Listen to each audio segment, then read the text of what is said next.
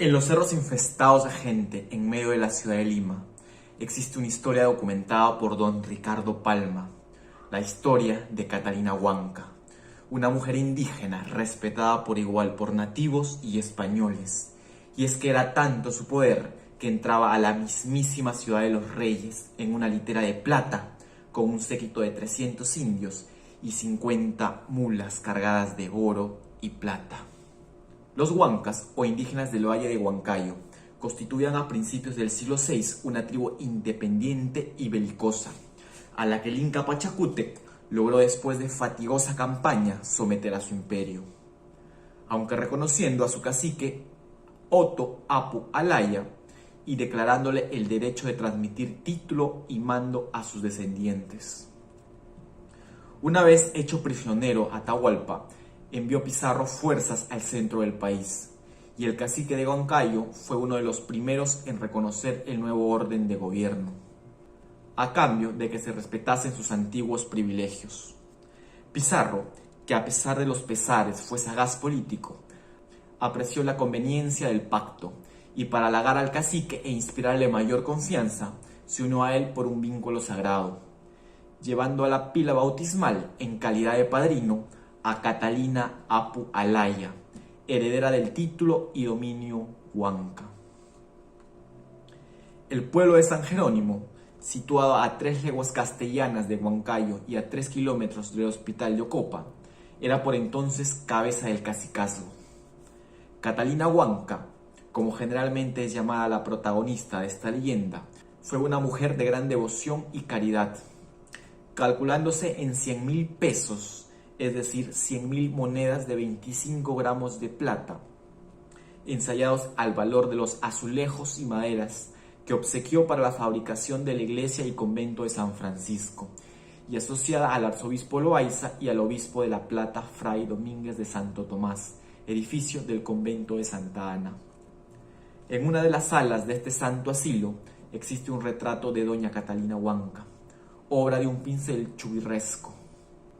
Para el sostenimiento del hospital dio fincas y terrenos de que en Lima era poseedora. Su caridad para con los pobres, a los que socorría con esplendidez, se hizo proverbial. En la Real Caja de Censos de Lima estableció una fundación, cuyo producto debía emplearse en parte de la contribución correspondiente a los indígenas de San Jerónimo, Mito, Orcotuna, Concepción, Cincos, Chupaca y Sicaya, pueblecitos inmediatos a la capital del cacicazgo. Ella fue también la que implantó en esos 7 pueblos la costumbre, que aún subsiste, de que todos los ciegos de esa jurisdicción se congreguen en el festival anual del patrón titular de cada pueblo y sean vestidos y alimentados a expensas del mayordomo, en cuya casa se les proporcionará además alojamiento. Como es sabido, en los lugares de la sierra esa fiesta dura de 8 a 15 días, tiempo en que los ciegos disfrutan de festines en los que la pachamanca de carnero y la chicha de jora se consumen sin medida. Murió Catalina Huanca en los tiempos del virrey Marqués de Guadalcázar, de cerca de 90 años de edad, y fue llorada por grandes y pequeños. Doña Catalina pasaba 4 meses del año en su casa solariega de San Jerónimo, y al regresar a Lima lo hacía en una litera de plata y escoltada por 300 indios.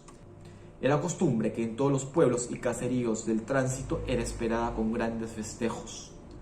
Los naturales del país la trataban con las consideraciones debidas a una reina o dama de mucho prestigio, y aún los españoles la tributaban respetuoso homenaje. Verdad es que la codicia de los conquistadores estaba interesada en tratar con deferencia a la cacica que anualmente, al regresar de su paseo a la sierra, traía a Lima 50 sémilas cargadas de oro y plata. ¿De dónde sacaba doña Catalina esa riqueza? ¿Era el tributo que le pagaban los administradores de sus minas y demás propiedades? ¿Era acaso parte de un tesoro que durante siglos y que de padres a hijos había ido acumulando en sus antecesores? Pues la respuesta no se sabe, aunque esta última es la creencia general. Era el año 1642 en el pueblo de San Jerónimo, y el fraile dominico era muy celoso del bien de sus feligreses, a los que cuidaba así en la salud del alma como en la del cuerpo. El buen párroco de San Jerónimo jamás hostilizó a nadie para el pago de diezmos y primicias, ni cobró pitanza por entierros o casamiento. Nunca recurrió a trucos o triquiñuelas de frecuente uso entre los que tienen la tarea de curar el alma, quienes esquilman a los feligreses como el pastor a los carneros. Su paternidad era un ave rara en aquella época, de eso no había duda. Con tal evangélica conducta, entendidos está que el padre cura andaría siempre con escasos maravedíes y mendigando macucas, sin que la estrechez en que vivía le quitara una pizca de buen humor ni un minuto de sueño. Pero llegó el día en que, por primera vez, envidiaría la fortuna que rodeaba a los demás curas vecinos. Fue el caso que por oficio del cabildo eclesiástico se le anunciaba que el ilustrísimo señor arzobispo don Pedro Villagómez acababa de nombrar un delegado o visitador de la diócesis. Y como acontecimiento siempre en idéntico caso, los curas se prepararon para echar la casa por la ventana, a fin de agasajar al visitador y su comitiva. Los días volaban, y a nuestro santo dominico recitaba plegarias con todo el cuerpo y sudaba avellanas cavilando en la manera de recibir dignamente la visita. Pero por más que se rompía la cabeza, llegaba siempre a la misma conclusión, que donde no hay harina no hay pan, y que de los codos no salen lonjas de tocino. El refrán que nunca faltó, quien de un duro para un apuro. Y por esta vez el hombre para el caso fue aquel que en quienes menos pudo pensar el cura, como si dijéramos el último triunfo de la baraja humana, y pues se trataba del sacristán y campanero de la parroquia. El campanero de la parroquia de San Jerónimo era un indio que apenas podía llevar a cuestas el peso de su partida de bautismo, arrugado como pasa, nada santo y que apestaba a miseria a través de sus harapos. El campanero se dio cuenta de la gran angustia que llevaba el sacerdote y pensando en el buen dominico, una noche después del toque de queda y cubrefuego, acercóse a él y le dijo: «Taita cura, no te aflijas, déjate vendar los ojos y ven conmigo, que yo te llevaré a donde encuentres más plata que la que necesitas». A principio pensó el reverendo que su sacristián había empinado el codo más de lo razonable, pero tal fue el empeño del indio y tal su seriedad y aplomo que terminó el cura por recordar el refrán: del viejo el consuelo y del rico el remedio, y se dejó poner un pañuelo sobre los ojos, coger su bastón y apoyado en el brazo del campanero comenzó a andar por el pueblo. Los vecinos de San Jerónimo, entonces como hoy, se entregaban a Morfeo a la misma hora que lo hacen las gallinas. Así es que el pueblo estaba desierto como un cementerio y más oscuro que una madriguera. No habían pues que temer importunio encuentro, ni menos aún miradas curiosas. El sacristán, después de las marchas y contramarchas necesarias para que el cura perdiera la pista, dio en una puerta 3 golpecitos cabalísticos, abrieron y penetró con el dominico en un patio. Allí se repitió lo de las vueltas y revueltas hasta que empezaron a descender escalones que conducían a un subterráneo. El indio separó las vendas de los ojos del cura, diciéndole: «Taita, mira y coge lo que necesites». El dominico se quedó sorprendido y como quien ve visiones. Cuando volvió en sí de la sorpresa, echado a hacer zapatetas y a cantar. 1, 2, 3, 4, 5, 6, 7. En mi vida he tenido gusto como este, exclamó. Hallábase en una vasta galería, alumbrada por hachones de resina sujetos a las pilastras. Vio ídolos de oro colocados sobre andamios de plata y barras de este reluciente metal profusamente esparcidos por el suelo. Pimpinela, aquel tesoro era para volver loco al Padre Santo de Roma.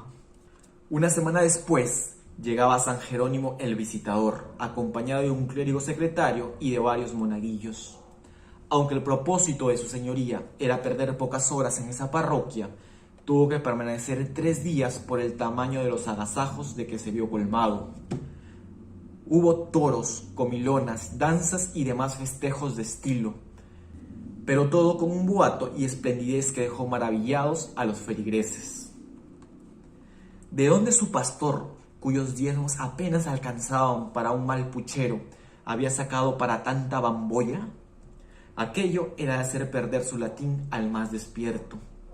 Desde que continuó su viaje el visitador, el cura de San Jerónimo, antes alegre, expansivo y afectuoso, empezó a perder carnes como si lo chuparan las brujas, y ensimismarse y pronunciar frases sin sentido claro, como quien tiene el caletre fuera de su caja.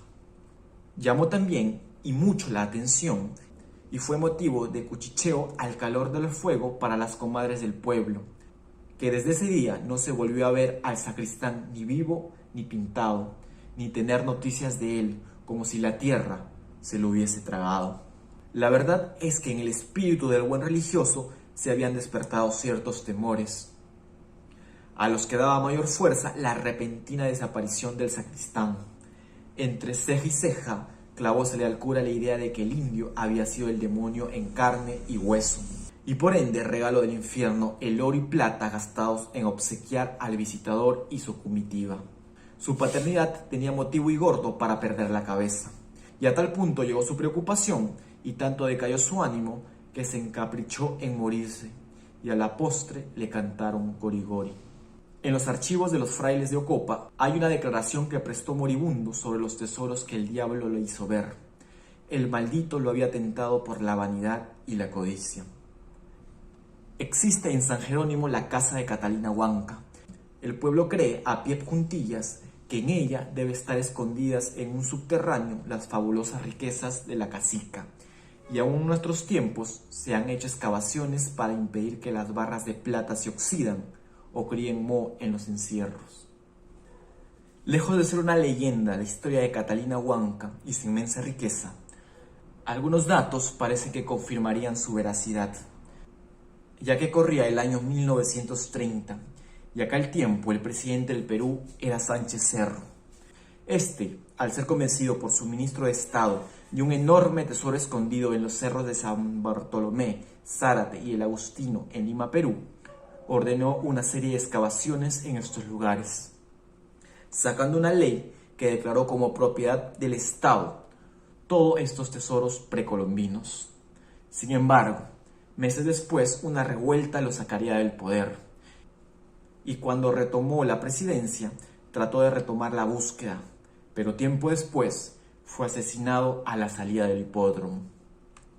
El general Óscar Benavides, sucesor de Sánchez Cerro, con más temor que audacia, ordenó detener las excavaciones y pidió olvidarse de Catalina Huanca. «Yo no quiero morir asesinado», les dijo a sus asesores. Durante la década de 1950, un viajero italiano fundó una compañía a esta tarea, pero después de múltiples excavaciones tuvo que abandonar la empresa sin nada en sus bolsillos. Lo cierto es que hasta el día de hoy la historia de Catalina Huanca sigue levantando pasiones, tanto en aficionados como expertos, y que en los cerros del Agustino hay múltiples túneles que recorren todas sus entrañas.